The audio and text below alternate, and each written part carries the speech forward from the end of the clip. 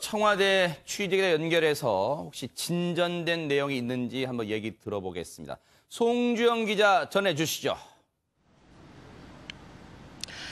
네, 정용 안보실장이 잠시 뒤 브리핑을 할 예정입니다. 우선은 브리핑 전까지는 추측만 가능할 뿐인데요. 우선 어젯밤 오후 9시 40분쯤 서울공항에 도착한 특사단은 방북 성과를 묻는 취재진의 질문에 답변은 하지 않았습니다. 다만 살짝 미소를 지었는데요.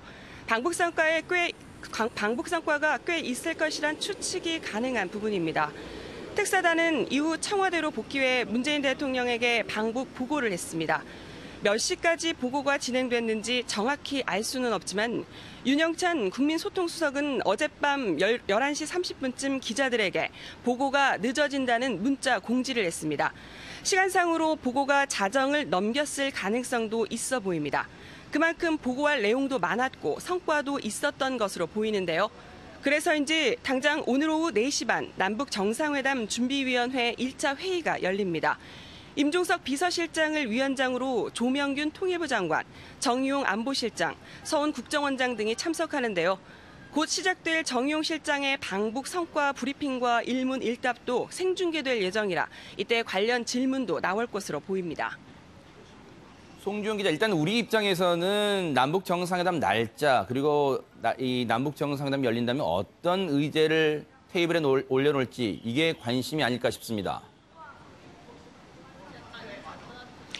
네, 잠시 뒤 정 실장이 발표를 하고 천혜성 통일부 차관 그리고 윤건영 국정기획실장이 배석하는 브리핑에서 이때 남북정상회담이 셋째 주 열릴 것이란 발표가 있을 가능성이 높아 보입니다.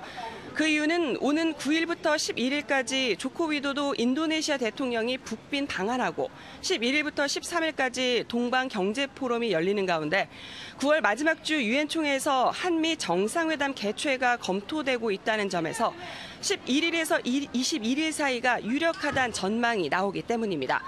이때 의제는 4.27 판문점 선언 이행의 실효성을 높이는 구체적인 합의와 남북관계 발전 방안에 대한 내용이 될 가능성이 커 보입니다.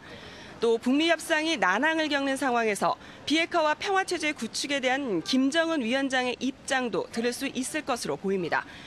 특히 미국이 요구하는 핵물질과 시설 목록 제출에 대해 김 위원장이 보다 전향적인 입장을 밝힐 경우 이때 연내 종전선언 추진에도 탄력이 붙을 것으로 보입니다. 지금까지 청와대 춘추관에서 MBN 뉴스 송정입니다.